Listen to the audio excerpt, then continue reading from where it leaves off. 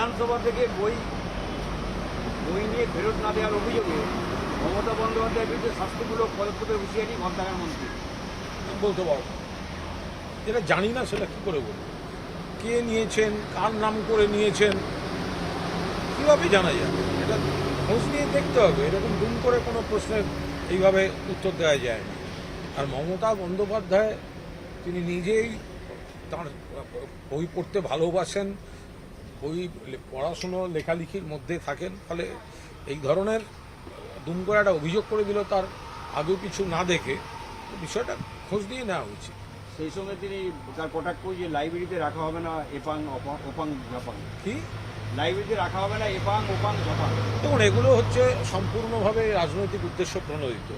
তার কারণ বাচ্চাদের কবিতা যারা লেখেন তারা অনেক সময় এমন কিছু লেখেন সেটা হয়তো তখনকার বড়দের সেই সময় দেখলে মনে হয় যে এটা কিরম যেন লাগছে, কিন্তু তারপর দেখা যায় বাচ্চাদের চিন্তা ভাবনা মজা অনুভূতির সঙ্গে সেটা ম্যাচ করে গেছে। হাট্টিমা টিম তারা মাঠে পাড়ে ডিম। এবার বুঝুন, হাট্টিমা টিম কেউ দেখেছেন? তার ডিম কেউ খেয়েছেন? তো কেউ তো লিখেছিল হাট্টিমা টিম তারা মাঠে পাড়ে ডিম, তাদের খাড়া দুটো সিং, তারা হাট্টিমা টিম। তো সুতরাং সেই সময় যদি কারোর মনে হয়ে থাকে হাট্টিমা টিম সেটা কোনো ইয়ে নয়। ফলে মমতা বন্দ্যোপাধ্যায় বা যারাই বাচ্চাদের জন্য যখন কিছু লেখেন, এমন কিছু শব্দ থাকে বাচ্চাগুলো তাদের উচ্চারণের সুবিধা হয়, একটা তাৎক্ষণিক আমোদ থাকে, তার মধ্যে দিয়ে মজার মধ্যে দিয়ে কিছু শেখে। ফলে সবসময় সেগুলো যারা এইটা সমালোচনা করছেন আমাকে এক পিস হাট্টিমা টিম এনে আমায় ডেকে পাঠাবেন, আমি গিয়ে একবার দেখে আসবো, আর তার ডিমের একটা অমলেট খাওয়াবেন আমার। রাখি বন্ধনকে ঘিরেও ছাত্র সংঘর্ষ বারাসাত বিশ্ববিদ্যালয়ে, এবিভিপি টিএমসিপি সংঘর্ষ, দুপক্ষে 3 জন আহত। দেখুন, রাখি বন্ধন এটা চিরকালীন উৎসব। এটা দেশভাগ রুখতে, বঙ্গভাগ রুখতে রবীন্দ্রনাথ ঠাকুর যেটা শুরু করেছিলেন সেটা এখন বন্ধুত্ব, ঐক্য, প্রেম, সৌহার্দ্য, সংহতি, সম্প্রীতি সবের প্রতীক হয়ে গেছে রাখি বন্ধন। আরে বিজেপি এমন ভাব করছে যেন সবে ওরা ক্ষমতা এসছে, বাংলা এবার রাখি বন্ধন হবে। আরে ভাই, চিরকাল যেগুলো হয়ে এসছে, গত বছরের ছবিও দেখো না তোমাদের কোনো নেতার হাতে, ফেসবুক খুলে দেখো এইখান থেকে এত অব্দি রাখি আছে, তা বাংলায় রাখি না হলে তুমি পড়লে কোথার থেকে? বিজেপি এমন ভাব করছে যেন হঠাৎ রাখি বন্ধন এগুলো সমস্ত বিজেপি দখলদারি করতে যাচ্ছে, গাজোয়ারি করতে যাচ্ছে, বিকৃত কথাবার্তা বলে প্ররোচনা দিচ্ছে বলে এই ধরনের সংঘাত হচ্ছে। যেহেতু দলীয় তহবিল কীভাবে ব্যবহার হবে, হাইকোর্ট সুযোগ তালুকদারকে স্পেশাল অফিসার নিয়োগ করেছে, ফলে আপনাদের তরফ থেকে একটা চিঠি দিয়ে 90 লক্ষ টাকা চাওয়া হয়েছে তার থেকে জুন জুলাইয়ের খরচ হিসাবে পাঠিয়ে। আর পাশাপাশি শোনা যাচ্ছে ঋতব্রত বন্দ্যোপাধ্যায়রা সুযোগ তালুকদারের সময় চেয়েছে, সেখানে ওরা 15 লক্ষ টাকা চাইতে চলেছে প্রতি মাসের খরচ হিসাবে। এই তহবিল কার কীভাবে খরচ হবে? দেখুন, একটা বেঈমান গদ্দার যারা মমতা বন্দ্যোপাধ্যায়ের দলের, মমতা বন্দ্যোপাধ্যায়ের প্রতীকে জিতে এসছে এবং ইলেকশনের আগে তৃণমূলের এই অ্যাকাউন্ট থেকে 25 লক্ষ করে টাকা পেয়েছে, এরা বিজেপির কথায় ডিস্টার্ব করার জন্য নেমেছে। ফলে এরা মানুষের কাজ, মানুষের ইস্যু, বিজেপি সরকারের জনবিরোধী কাজের বিরোধিতা, এগুলোতে আপনারা এদের খুঁজে পাবেন না, এই বালিশ শিবিরকে খুঁজে পাবেন না। এরা হচ্ছে কীভাবে বিজেপির কথায় তৃণমূলের ক্ষতি করা যায়, তৃণমূলের কাজ আটকানো যায়, এইগুলো করার জন্য এদেরকে বিজেপি এই দালালগুলোকে ব্যবহার করছে। আর ঋতব্রত বন্দ্যোপাধ্যায় একটা ধর্ষণের মামলার আসামি, দল বদলু, বালিশ চেটে ভিডিও করে বিখ্যাত, তাকে গলায় বকলস পরিয়ে বিজেপি তাদের দিয়ে দালালি করাচ্ছে। ভাষাদ্রোণীতে তৃণমূল কাউন্সিলরের কার্যালয়ে ভাঙচুরের অভিযোগ 113 নম্বর ওয়ার্ডের। হ্যাঁ, বিজেপি বিভিন্ন জায়গায় গুন্ডামি করছে, ভাঙচুর করছে, আক্রমণ করছে। আপনারা দেখুন, কাল যেমন বাঁশদ্রোণীতে হয়েছে, তেমনি আরও একাধিক জায়গায় কাল তৃণমূলের কংগ্রেসের পার্টি অফিস দখল হয়েছে, ভাঙচুর হয়েছে, হামলা হয়েছে, এমনকি মানে নেতা বা কর্মীদের মারধর করা হয়েছে। একের পর এক ভিডিও সবগুলো সামনে আছে। দিলীপ ঘোষ বলছেন যে এত দামি হাতে বালা সোনার বালা পড়েন কেন? আমরা তো আংটি করতে ভয় পেতাম, আংটি করতে তো আঙুল কেটে নিই। বোকা বোকা কথাবার্তা। এখন দিলীপবাবুর যদি এই ধরনের সব কথাবার্তা হয়, তো এগুলো কে উত্তর দেবে বলুন?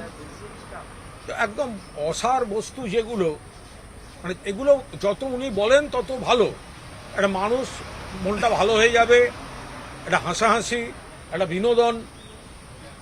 আসলে দিলীপবাবু প্রচারের আলো থেকে সরে গেছেন। এখন যারা শুভেন্দুবাবু চিফ মিনিস্টার, অগ্নিমিত্রা পাল, এই ফুটপাথ টু সেই ফুটপাথ, বন্যা দেখতে গিয়ে এত সুন্দর রবীন্দ্রসঙ্গীত, বন্দে মাতরমের এত সুন্দর বন্যার জল দেখে প্রয়োগ, এগুলো করে প্রচারে যতটা এগিয়ে গেছেন, দিলীপ ঘোষ অনেকটা পিছিয়ে গেছে। সেই জন্য যত অবাস্তব কথাবার্তা বলে তিনি প্রচারে আসার চেষ্টা করছেন। এনসিপিআই মিলন সংসদকে নোটিশ জারি করলো লোকসভার সচিবালয়, সুপ্রিম কোর্টে গতকালে। খেলার নাম বাবাজি, এতদিন স্পিকার এবং সচিবালয় ঘুমোচ্ছিলেন। কালকে সুপ্রিম কোর্টে অভিষেক বন্দ্যোপাধ্যায়ের করা মামলা, আইনজীবী কল্যাণ বন্দ্যোপাধ্যায়রা দাঁড়িয়েছিলেন।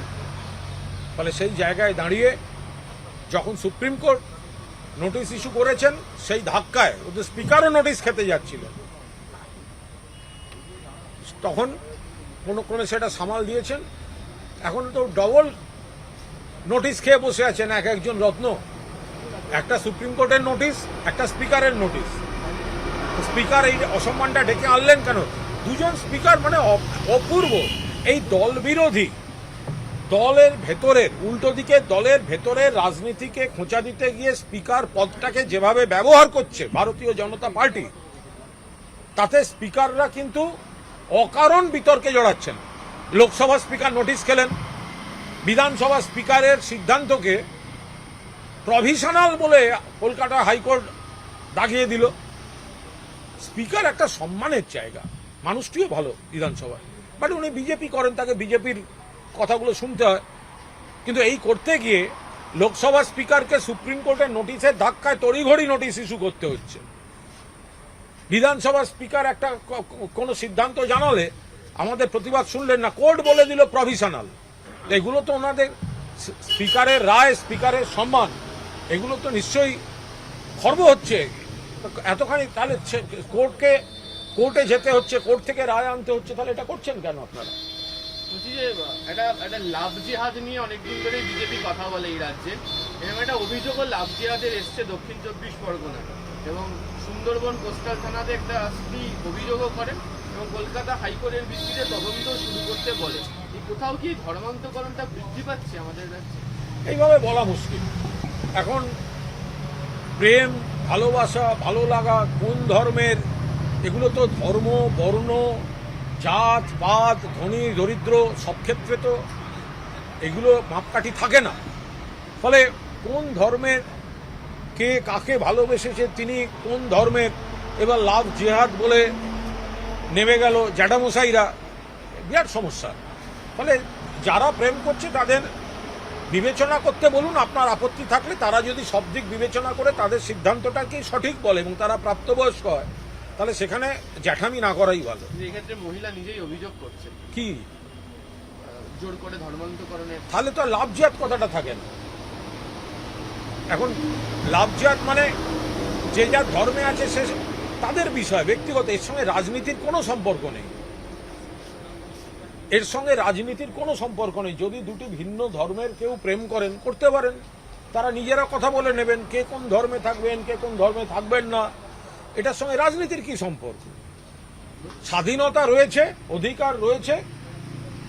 এখন সেই অধিকার বা স্বাধীনতাটাকে অপব্যবহার বা বিকৃত না হলেই হলো। ইদানিং বিভিন্ন জায়গায় মুখ্যমন্ত্রী তিনি বলছেন যে আমি লাভ জিহাদ করতে দেবো না কিছুতেই। এই যে গোবরের এই ধরনের সংস্কৃতি ছিল, লাভ জিহাদ বলে শব্দটা, সেটা কি আমি আবার বলছি, পার্টিকুলারলি কাকে কোন ধর্মান্তরিত করতে বলা হয়েছে আমি এর মধ্যে ঢুকবো না। এগুলো সব ব্যক্তিগত পারিবারিক ব্যাপার। কেউ যদি মনে করেন আমি আমার ধর্মে থাকবো, তিনি তার ধর্মে থাকবেন। কেউ যদি মনে করেন আমি কোনো নতুন সিদ্ধান্ত নেবো, তিনি নতুন সিদ্ধান্ত নেবেন। কিন্তু এই লাভ জেহাদ অমুক করতে দেব না, এই কথাগুলো খুব সমস্যার। আজকালকার দিনে কোন ছেলেটি কোন মেয়েটি কাদের ভালো লাগছে বা কোনোভাবে একটা বোঝাপড়া তৈরি হয়ে যাচ্ছে, সেখানে আমরা কেন নাক গলাতে যাব? দুই, যদি তাদের অভিভাবকদের মনেও হয়, শুভানুধ্যায়ীদের মনে হয় নাক গলাবেন, তারা তাদের পয়েন্টগুলো ছেলে মেয়েটিকে বলবেন। তারপরে তারা প্রাপ্তবয়স্ক বিবেচনা করে যদি তারা তাদের সিদ্ধান্তে অনড় থাকেন, থাকবেন। শুক্রবার তো আপনারা টিএমসিপির প্রতিষ্ঠা দিবেন, ওই দিন আবার রাখি বন্ধন উৎসবও রয়েছে, তাই দুটোকে কি আপনারা একযোগে পালন করবেন? আমরা রাখি বন্ধনও পালন করব এবং তৃণমূল ছাত্র পরিষদের প্রতিষ্ঠা বার্ষিকীও পালন করব এবং সেখানে ওই আবার একই হবে, একদিকে মমতাদির নেতৃত্বে জনসমুদ্র, আর একদিকে কয়েকটা বেইমানের নেতৃত্বে প্লাস্টিকের চেয়ার। একজন আফগান নাগরিক ধরা পড়েছিল নেপালে, নেপাল সীমান্তে। 4 বছরের ভারত বলে তার যাবতীয় ডকুমেন্ট তৈরি করে দিয়েছে 4 বছরে। বলতে হবে কেউ এগুলো ধরুন এর সঙ্গে রাজনীতির কোনো সম্পর্ক নেই। এই ধরনের ঘটনা কোথায় কি ঘটছে সেগুলো এ করে পুলিশ প্রশাসন দেখবে। আর সোহমের বিরুদ্ধে মারধরের একের পর এক অভিযোগ সামনে আসছে। আমাদের পয়সা না বিধায়ক সব থাকাকালীন মারধর আমি শুনেছি, আমি দেখেছি, কিন্তু যেহেতু আমি বিষয়টা জানি না বা খোঁজ নেওয়ারও অবকাশ হয়নি, ফলে বলতে হবে। ঘুষ নিতে গিয়ে ঝাড়গ্রামে একজন পুলিশ কর্মচারী 3 জন দালাল তারা ধরা পড়লো, গ্রেপ্তার হলো। আর যাদবপুরে যে বিজেপি যুব নেতা ঘুষ নিয়েছিল বা টাকা নিয়েছিল গৃহকর্তার কাছ থেকে, তারপর তার ফেরত দেওয়ার যে একটা অভিনব ভিডিও, যে 5 লাখ টাকা ফেরত দিচ্ছেন, গৃহকর্তা সেটা নিচ্ছেন এবং সেখানে একজন বলছেন আপনি ভালো করে টাকাটা বুঝে নিন, আপনার কষ্টার্জিত টাকা। তো সেখানে সেই তোলাবাজির কারণে তার বিরুদ্ধে আইনি ব্যবস্থা হবে না কেন? ফেরত দিয়েছে তো চাপে পড়ে, সেটাও তো প্রমাণিত যে টাকাটা নিয়েছিল, তাহলে আইনি ব্যবস্থা হবে না কেন?